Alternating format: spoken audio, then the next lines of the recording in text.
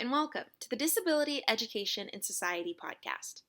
This is a podcast for collective learning and unlearning in the struggle for intersectional liberation. We focus on educational realms, expanding to other societal areas. We share our stories as academics as well as those of our featured guests, including disability activists involved with multifaceted dimensions of systems equity, self-determination efforts, anti-ableist, and anti-racist liberation. Join us as co-conspirators. Today's episode features Dr. Anette Bagger. Dr. Bagger is an associate professor at Örebro University in Sweden. She is a member in the scientific committee of the Nordic Special Needs Education and Mathematics Network and in the New Assessment Frontiers project. Dr. Bagger is involved in several international projects and is a co-leader at international conferences in mathematics education. Dr. Bagger's research interest concerns how equity and inclusion is conditioned in the care of ethics in mathematics assessment. Her research focuses mainly on the sociology of education and socio-political aspects of assessment in mathematics.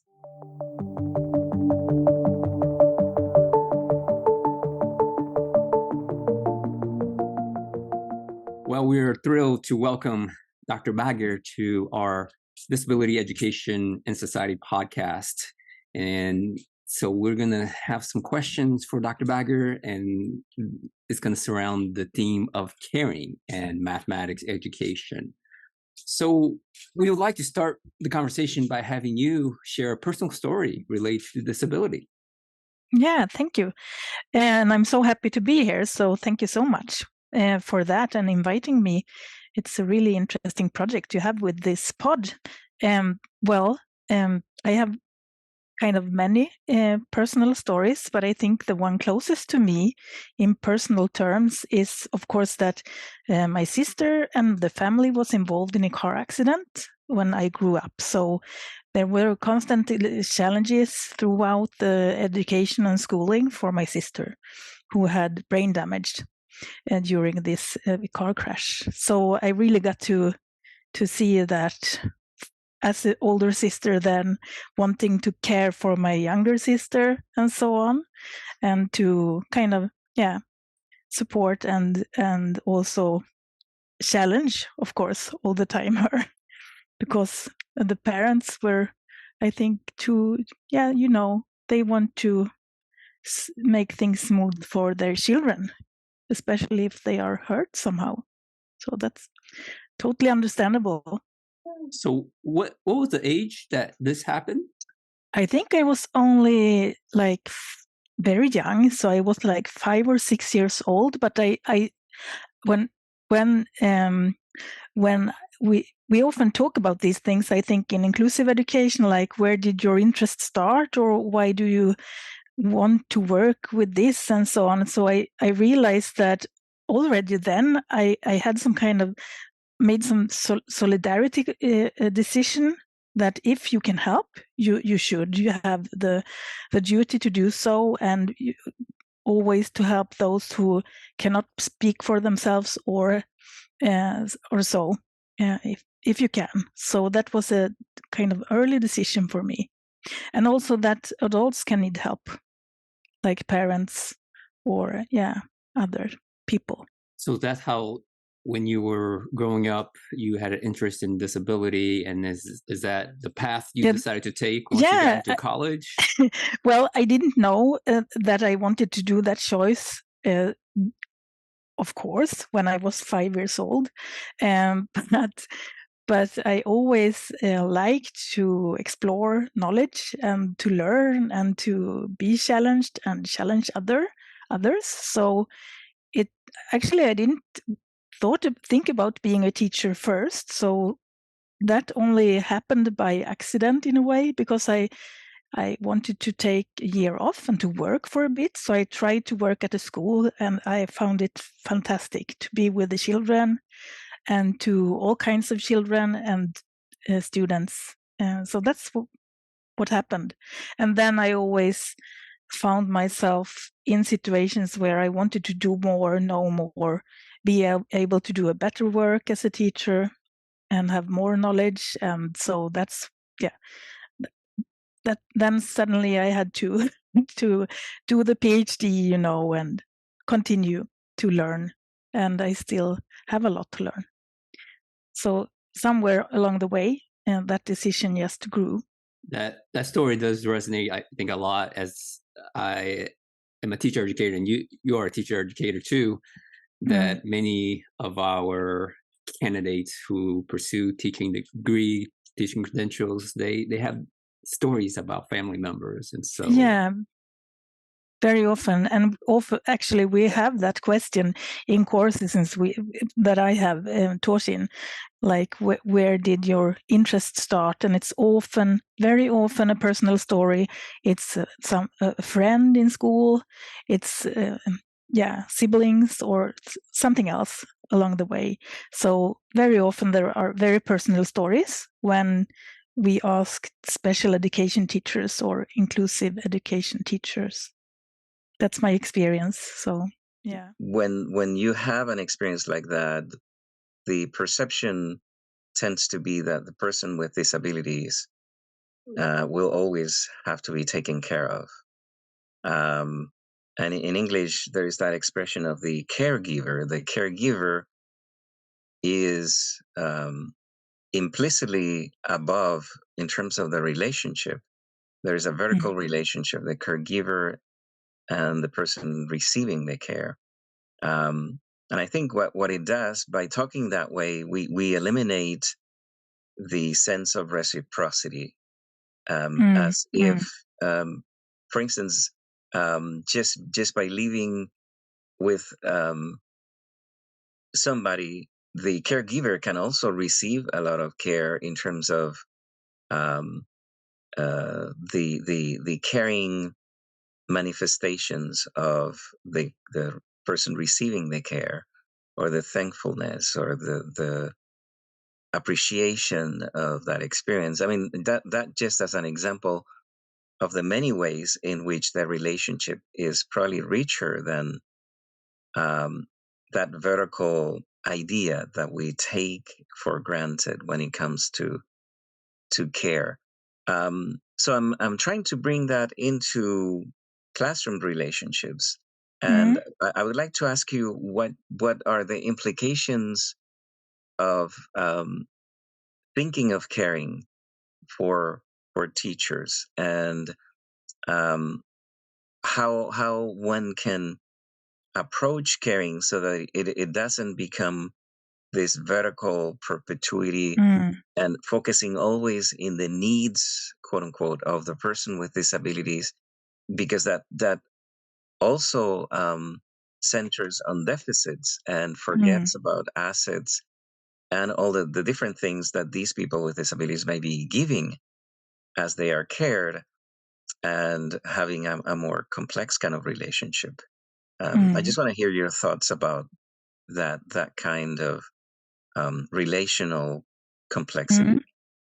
I think it's a really good question, and I've also thought about that quite a lot, because when we talk about power relations, for example, thinking of Foucault in this case, as I am very often doing, what if we could think about care in a similar way, that they are more of a kind of relation between, and maybe not even between individuals, but if I instead, as a teacher, think about the care in the form of a dynamic group dynamic thing, and that we care for the learning environment, or for what we as the community learn together, and so on, then something else happens. Instead of me caring for this other person, which of course is not, it's not something negative with that, but we are all different in a way. If we think about diversity instead, the one who is the caregiver, because you have all these words connected to care: caregiver, caretaker, and then we're rather talking about something else than this learning community, where something happens that is relational work, actually much more than supporting individuals in a way. So yeah, I'm glad that you asked the question. It's not one easily answered, but yeah. It's interesting because the word power is interesting. Mm, It makes me think of the dichotomy of control versus care. mm, Because some people think that care involves control. And for instance, some folks talk about classroom management yeah. as a fundamental aspect of learning, and sometimes um, taking over or even preempting the teaching learning Mm, component of things. yeah. So I think power is a great element um, to to make sure that care does not really become an issue of control, Mm, um, yeah. and not it has something more of a facilitative um, Mm, kind of authority relationship or some other kind of relationship that's really fostering learning and mm, co-learning as opposed to controlling and managing and um, imposing conditions that are supposed to be conducive for learning, yeah. but are unidirectional. There is the teacher and the schoolmaster and whatever. They are all determining things Mm, for the children and for the students, whatever age they are. mm, Um, so I think it's a very thick and interesting kind of conversation. Now, in terms of ethics of care, mm.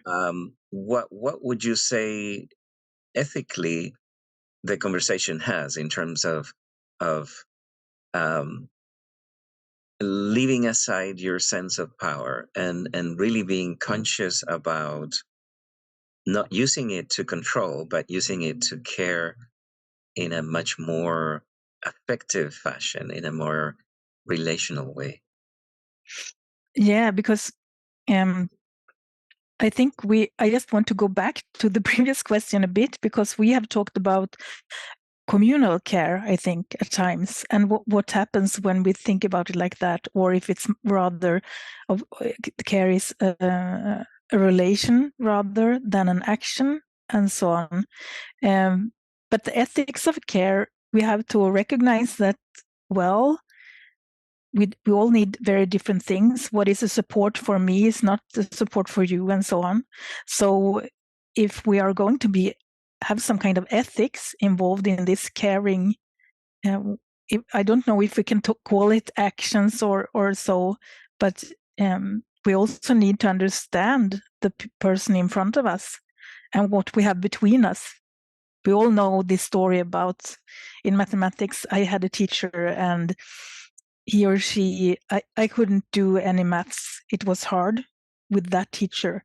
Then the teacher was changed, or somehow I was older, and suddenly this interest, and I felt like mathematics was fun and interesting and something I want to do. And we can't explain why and when these things happens. And so if we look from outside on these two situations, it might be that in the first situation, someone would objectively say that the student got a lot of care from the teacher. Maybe he or she got a lot of support, and he struggled in mathematics. But if we were to really ask the student and the teacher, something else is going on. Mm. And the same then with the later example, where the teacher might or might not be very aware of what he or she wants to do to support and sustain interest and all those things for the student in mathematics. What I'm hearing from you is that there is a sort of assessment that comes from the receiver of care, so that they can really say, I'm really being cared in a way that respects my personhood, or I've been pushed around, even though they are caring for me, Yeah. They're doing it in such a way that I feel imprisoned. I can relate to that because I went to a boarding school for the blind. Yeah. And I really appreciate what I learned there, but I didn't like the fact that I was being locked to learn. I wanted to be with my family. I wanted to be free. And I really resented the imprisonment, the Yeah. institutionalization of boarding structures. And now they call them residential schools to euphemize the fact that you're being locked, that you're Yeah. being, because you're being taken care of. It's justified to have you imprisoned, to have you institutionalized Yeah. for that purpose. But I don't want to lose the word communal that you Yeah. Yeah. It's really. brought into the conversation, because you're in Sweden and you guys are famous for being much more communal than this side of the Atlantic. We especially when we talk about ethics, people go to the individual dimension of things. For some reason, the word ethics carries with it a sort of an individualistic um, desideratum, the set of principles that an individual follows, the ethics for the teacher and the ethics for the social worker and the ethics for the attorney and that kind of stuff, as an ideal.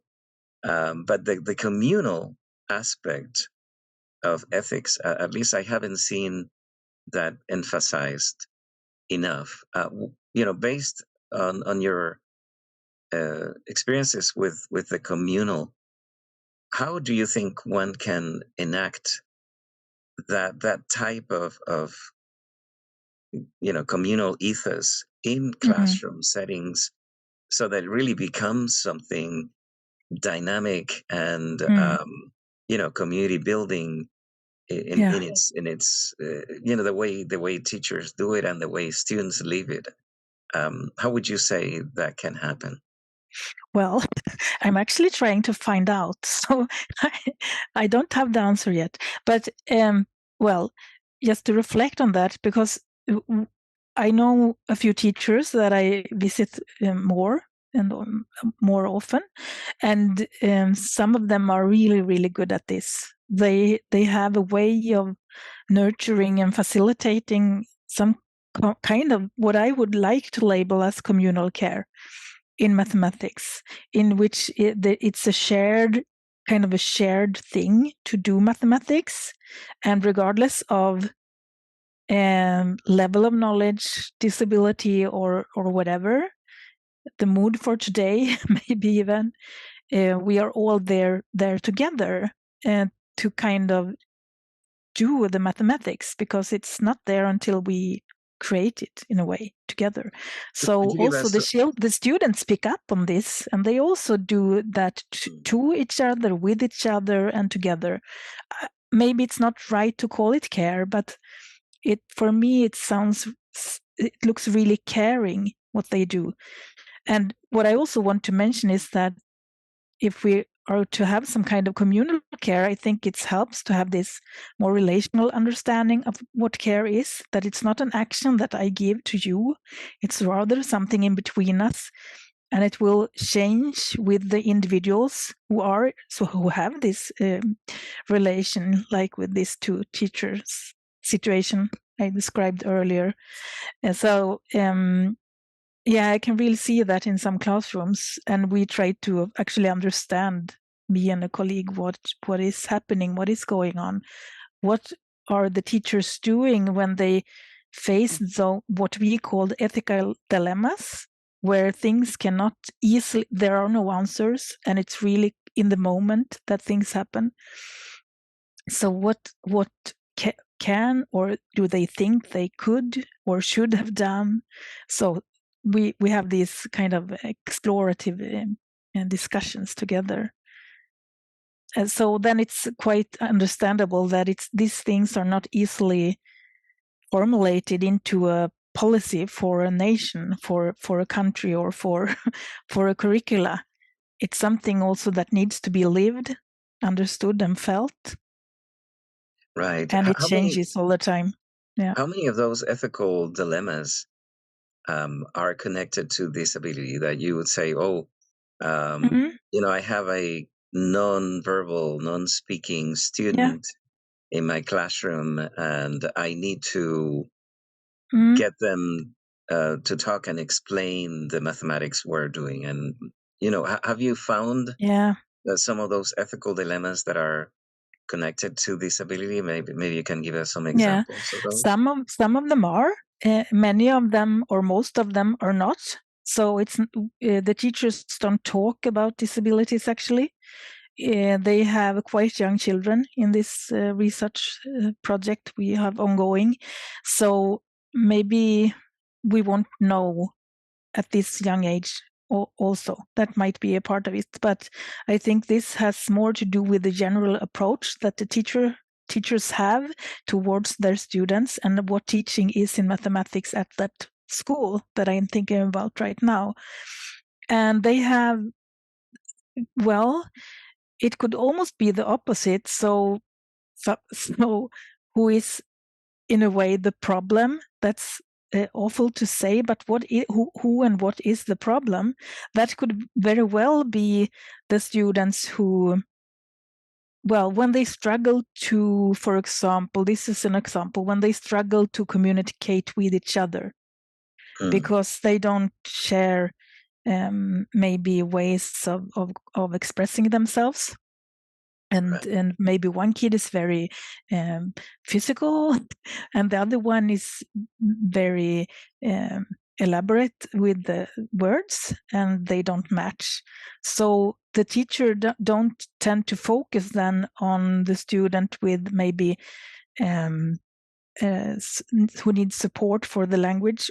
Of course, that's also important to figure out what is needed for this student to have the equity in the classroom, to be able to participate in everything. But the teachers often tend to focus on this the relation between the two. So what is needed for these two students to be able to work together? Because they often work together in mathematics. Well, I have to add maybe manipulatives so that they can mediate their discussion better, because one of them can't handle the symbols maybe, or so it's more about what's between the students right then in those situations than what is going on for one of them. It's interesting that you frame this in terms of caring, because a lot of people here would probably say, well, this is a pedagogical, a didactics situation. And I think keeping it too much in the didactics pedagogical level moves away from the affective aspects of caring.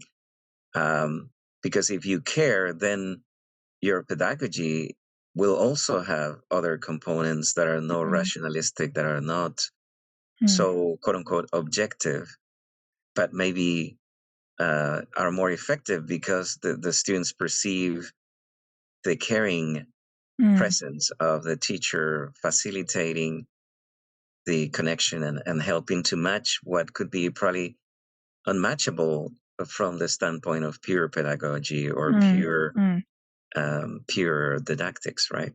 Yeah, I agree. And what also happens is that students pick up on this way of approaching collaboration, for example, then. So when they get older, they will themselves try to support each other. And with this said, support or care could be from both ways. So it doesn't need to be, when you say it's this hierarchical relation, it could go both ways. It could go any way. It could also be this really talented student in mathematics who have challenges with maybe sharing thoughts, but is really good in mathematics. And then a really creative other student who kind of can play more or better and can somehow help or facilitate this putting things to words. while they collaborate, because he or she is really good at this social small talk thing. So I don't know in that situation who cares for who. Is it the one with the better or higher mathematical knowledge, or is it the one who is really talented in games or to play or to and they're probably imagine carrying each other in a complementary fashion, so that there are almost like facets in which one is stronger and the other is weaker, and they are balancing each other. That sort of approach. I'm gonna let Paulo ask the next set of questions and frame his portion there. Thanks. Well, I find this conversation to be so fascinating. I feel like I'm taking the role of a podcaster, not who's producing the podcast, but who's listening and learning so much and thinking about those who will be engaging with the podcast, how much they are going to be getting out of the conversation. Because as someone who listens to a lot of podcasts myself, I know that this is not information we ever get. This is new. I feel like the three of us have worked together along with you. So for a few years, and we have a lot of conversations. This is not, I don't think, one of the conversations we've had. So it's like brand new to me. And I am so, again, just thrilled that people who will be engaging with the podcast will be privileged in many ways to the conversation, as I am, to listen to the both of you have the conversation. I want to briefly kind of go back. I mean, there's so many things that I was like, okay, we can pick up on. I think one of the things that I think I will pick up on and highlight is my role as a parent.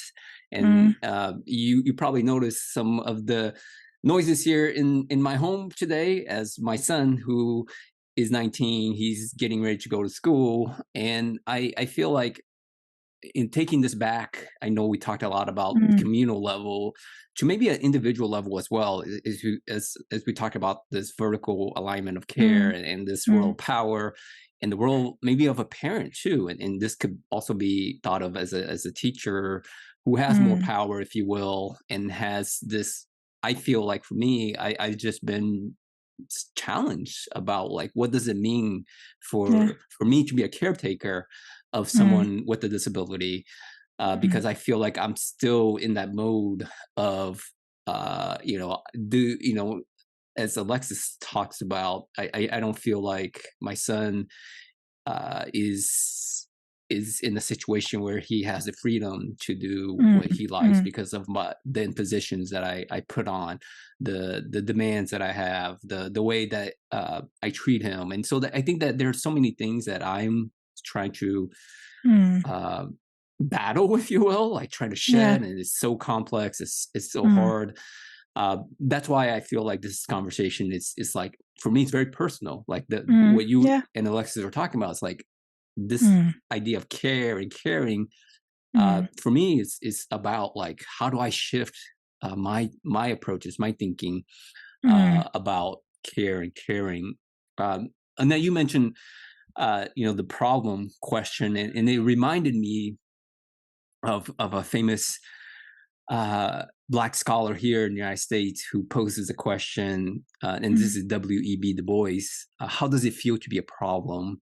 And this is like, to me, like I in my connection that I made to the conversation for me as a parent, I know that my son has this question that he asks.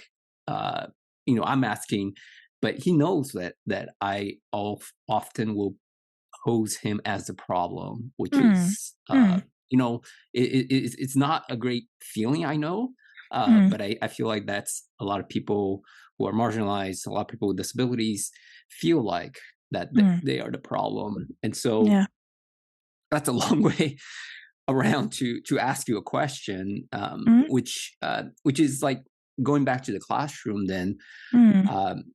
How do we think about, and you touched on this already to a large extent, about students who are in an inclusive setting, and we're not talking about students with disabilities, but students who are there already. So the so-called mainstream students. How do you think about this idea of caring in that context?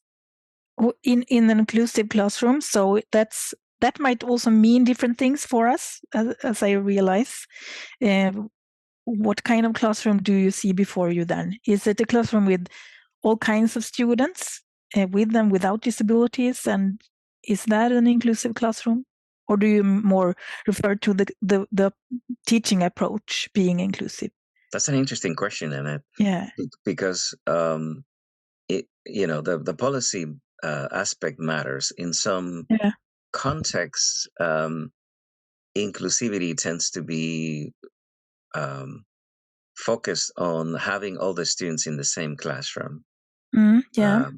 And in other contexts, the emphasis is placed on what they call individualized aspects of education, which entails quite often that students with disabilities will be secluded in separate classrooms. And so you have some kind of intermediate mechanisms where they are in the same classroom, but they get different teachers who are really working in parallel, but without touching each other. It's like, the curriculum for the disability, the students with disabilities is going to be quite different to the curriculum that the mainstream student is getting, especially when it comes to mathematics. So in terms of caring, it sounds like you're saying that it matters if you're thinking of the teacher as the orchestra director, so to speak, of how caring happens in whatever kind of classroom you have structured. Is that what you're trying to suggest here? No, I think I maybe I did suggest something, but without knowing. But like when we talk about in Sweden, if we would think about just a regular classroom, I would expect there to be very different kinds of students in the classroom, with and without disabilities. Also, students may be studying in another curricula, like the adapted compulsory school that's the school form for students with intellectual disabilities. So they could also be in this inclusive classroom. We have a debate in Sweden also. There are more and more segregated solutions, and more special schools are being created. So we're kind of doing the opposite as many other countries are doing. When you say that we might be good at this communal care thing. So there has been some kind of division in regards to how students are thought about in policy and talked about, I think. But back to your question also, Paulo, I think you asked how could the teacher approach this inclusive classroom?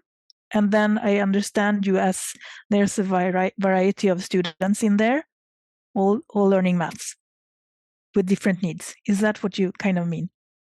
Yeah, I'm thinking again from an approach of as a teacher educator and someone who is in my course, and I asked them to, hey, engage with the podcast, and they were like, okay, so what would that mean? Like Monday morning, I go into the classroom. I have a lot of great ideas. What are something that I can do that can start this kind of shift of this care and caring and a lot of the great things that you all have been discussing so far? Yeah, I think one thing is to pay attention. Of course, to have a good plan, what we're going to do today, whether it's geometry or whatever, but still be very attentive towards the students' expressions. It could be, and then we all know that if you have 25 students in a classroom, maybe you're the only teacher.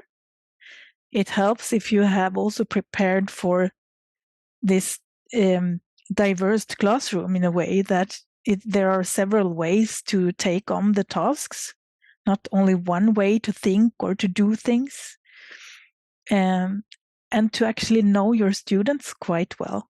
Because teachers who know their students and who know mathematics very, very well, they will also be able to be a bit to learn during the lesson, because we all have to keep understanding what is going on. It will change.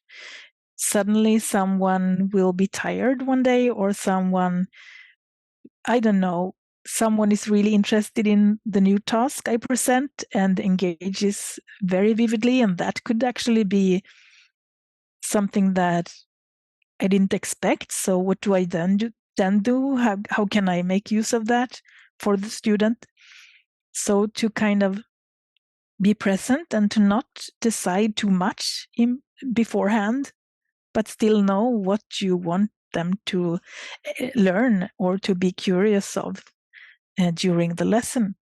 But I mean, we have so many different students, ways of learning in a classroom, and every day is a new day. So even though I know the students, something might have happened in the morning, So that is also part of caring, I think, to care for more. And, I've talked about Anne Watson's book. I think it's excellent and really interesting. This care for the learning in mathematics. It means that you both have to care for the learner, and you also have to care for the mathematics. And it means that you have to also care for the ideas in mathematics, and also care for the person and their individual lives. Maybe they had a parent this morning that was tired and it affected the day. So, and that happens because we all have lives, and students are no exceptions, of course. So I don't know where to go with this, but I actually think we just have to keep being present in the teaching, aware and mindful.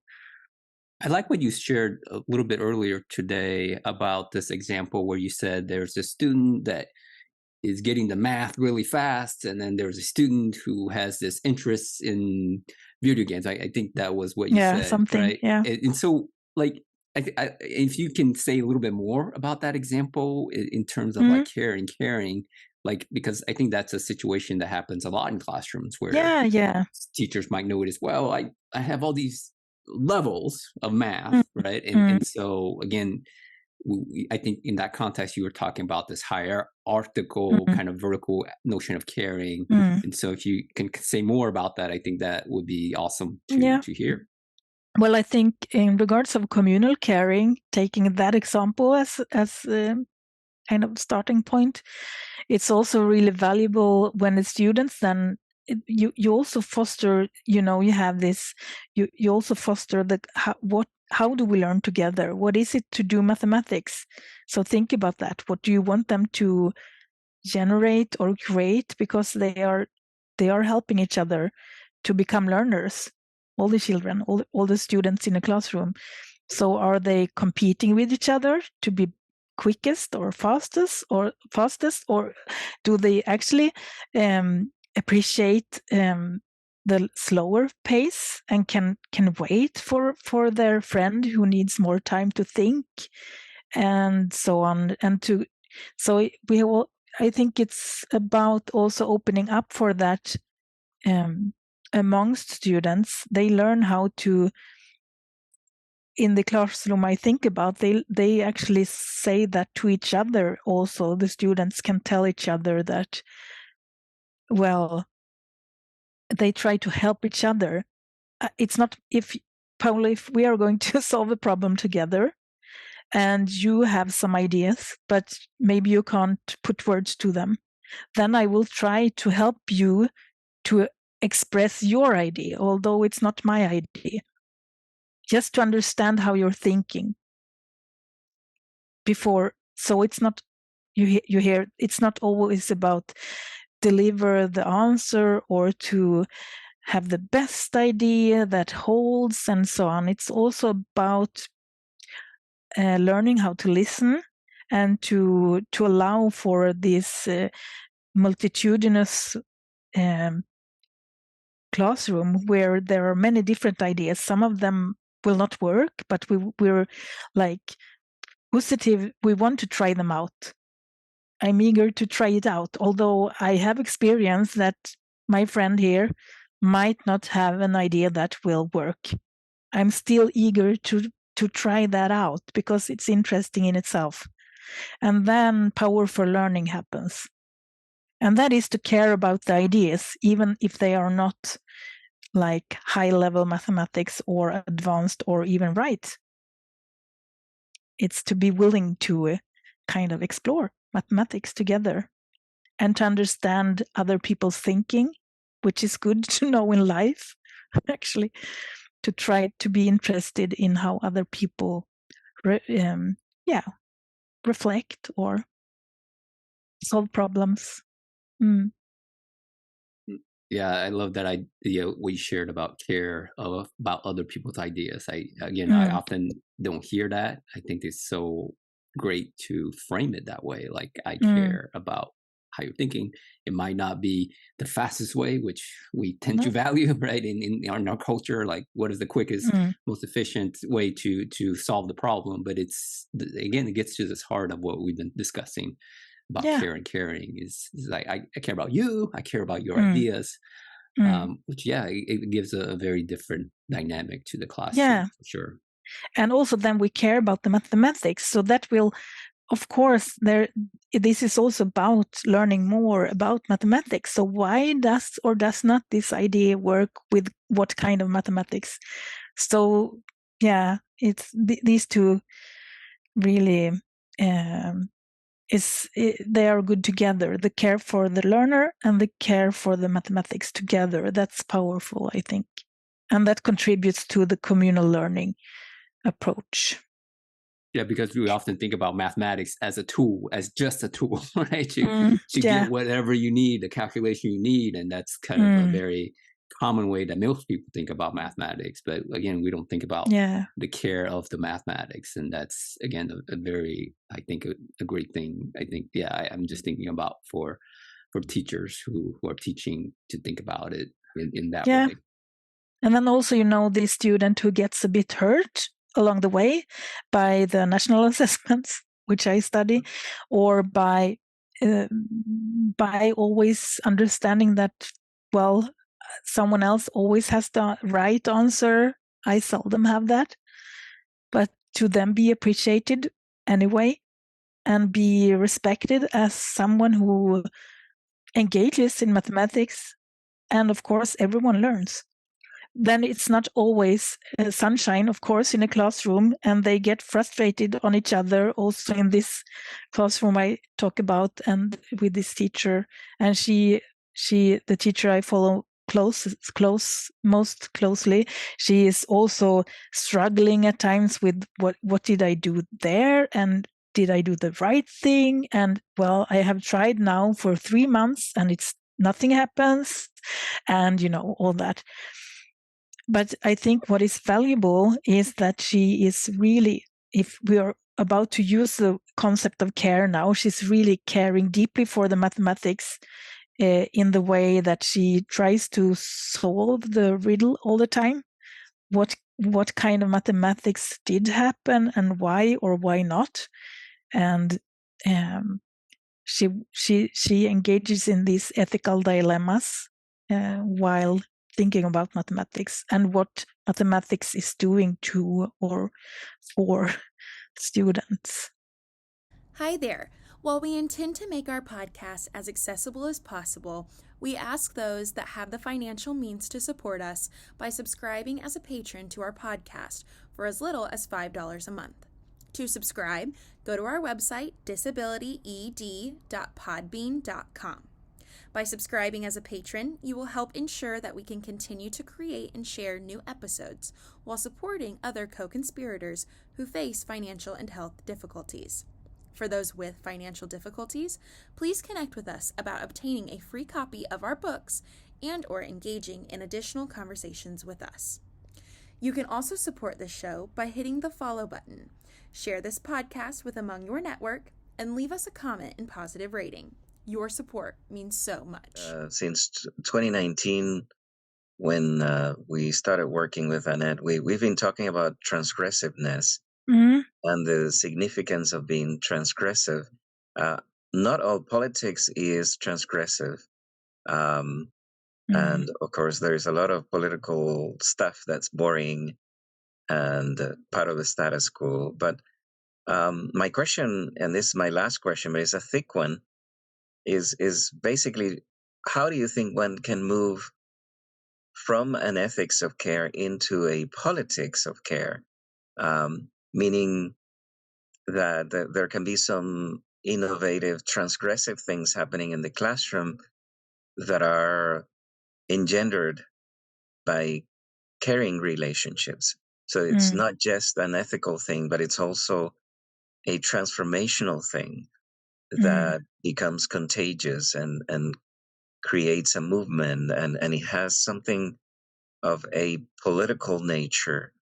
Maybe you could have some examples from the from the Swedish context that you would like to share with us that are transgressive in nature, even if it's in small steps in terms of bringing the ethics of care into a more political manifestation.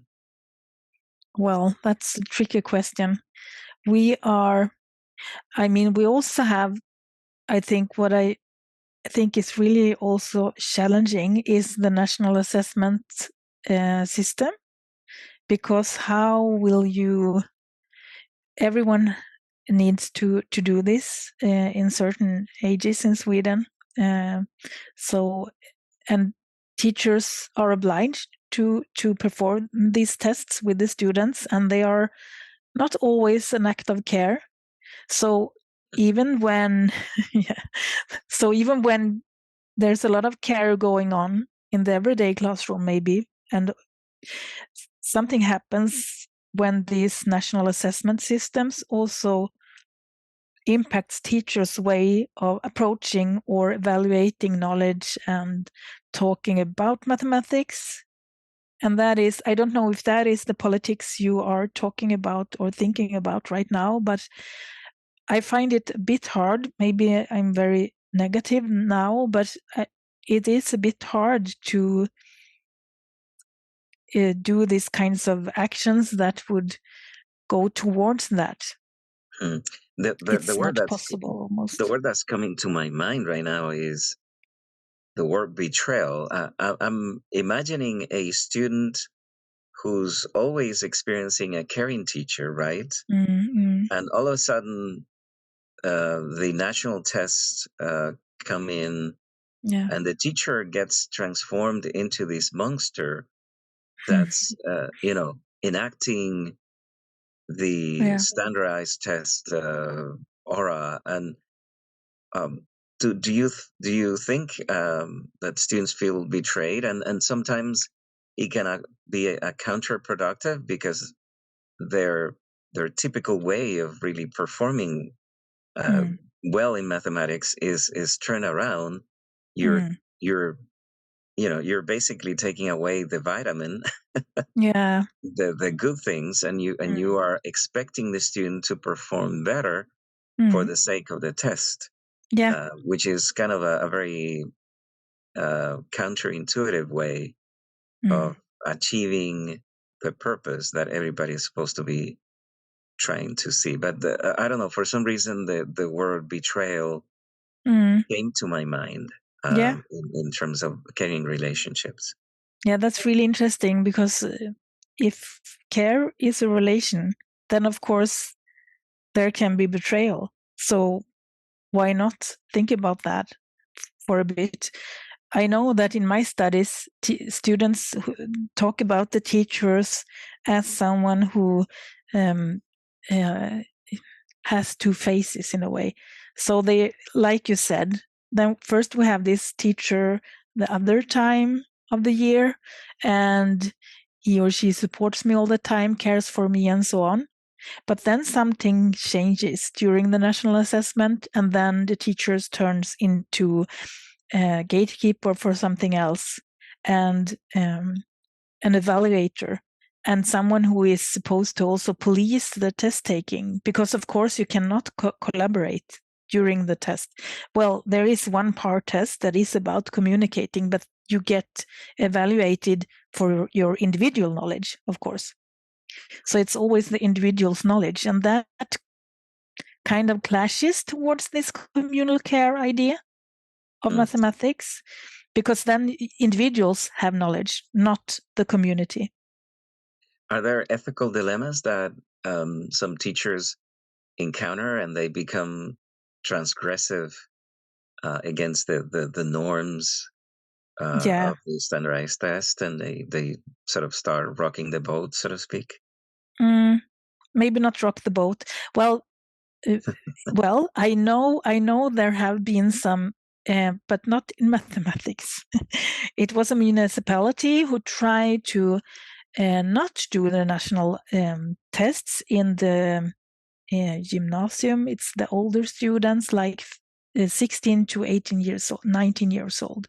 So they took away some of the national tests, and I don't know what happened and how that will turn out, but I'm really interested in hearing more about that, what happened, because their students were very stressed out, and they wanted to see what happens if we take these away, if we don't do them.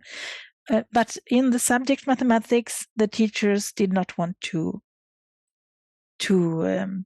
or I don't know if it was the teachers, if it was someone else, but they would still do the mathematics test. But then I have had a meeting with the school, and they also talked about doing something else. I would think about what they talked about as a transgression practice, because they wanted to replace the tests somehow and to do them orally instead, or to, they thought about how they could kind of not hurt some of the children who they know will be a bit hurting from doing the tests. How could they do no harm? That principle. That's what I heard. How can we avoid to do harm?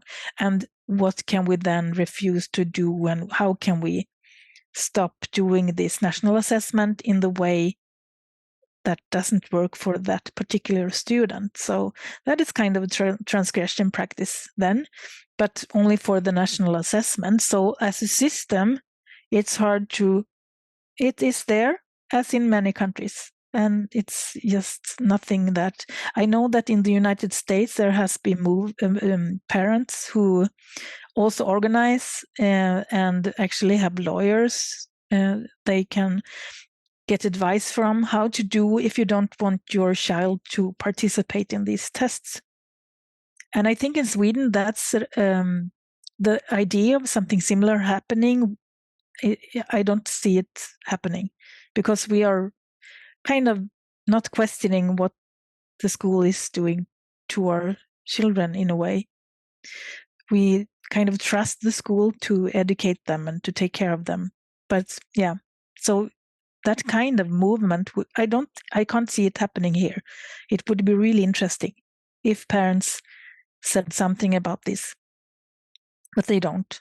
Yeah, but in terms of the everyday mathematics, I think teachers, I don't know if classroom can look very different, of course, as well. So I don't know what this act of policy would be. I try to imagine what it could be in the everyday classroom. Yeah, but I think these examples for transgressing the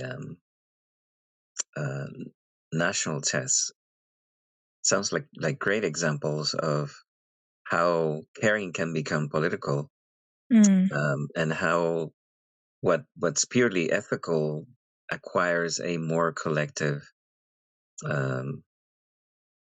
implication that really has tremendous power in terms of at least the potential to be emancipatory, at least even if it's for a moment, even if it's for a short while as a way to show the way for something that can be different.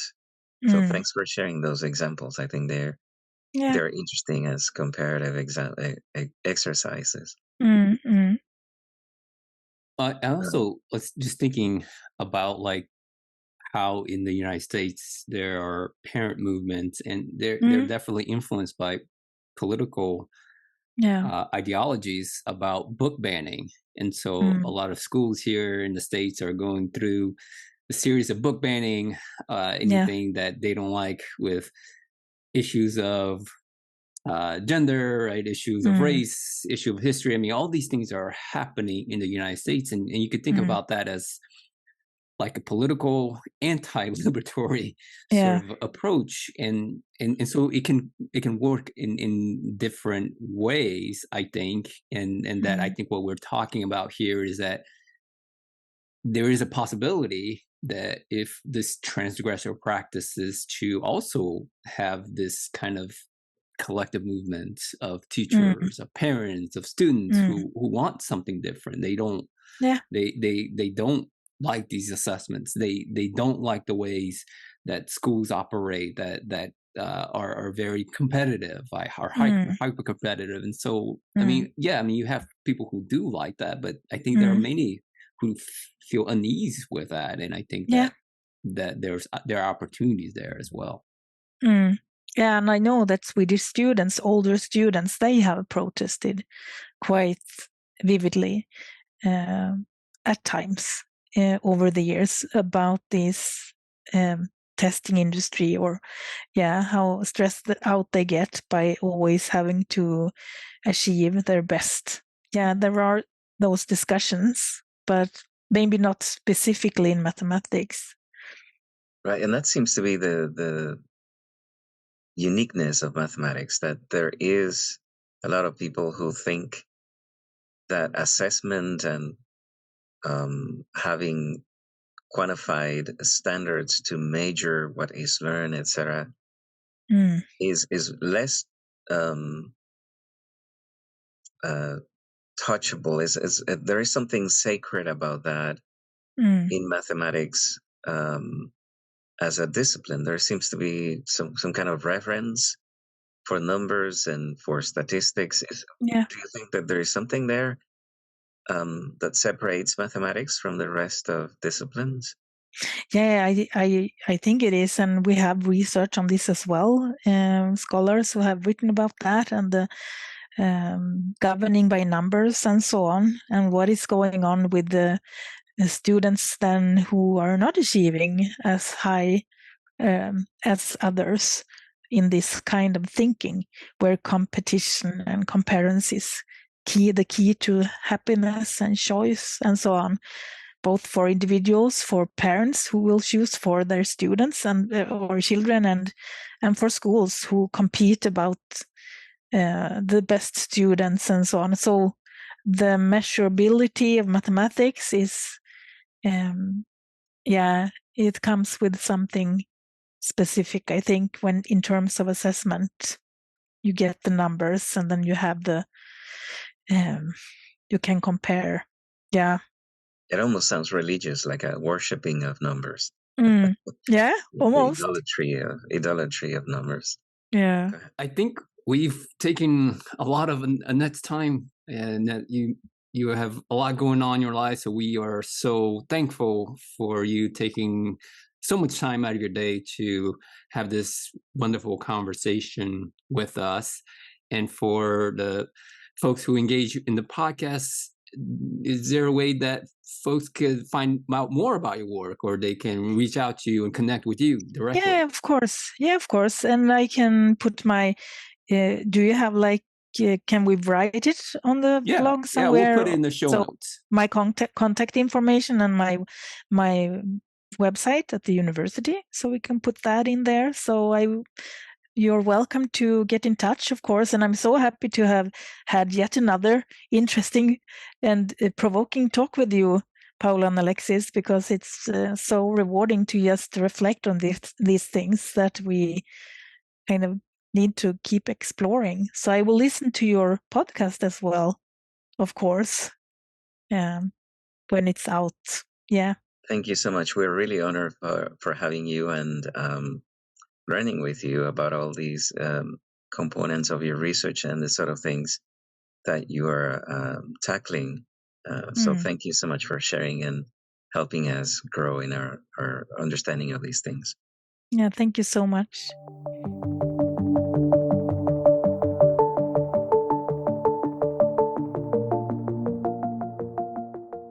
Thank you so much for engaging with the DES podcast. We post new episodes every few weeks. The DES podcast is made possible and sustainable in solidarity with you and those who generously volunteer their time to converse with us. We hope you join us on our next episode.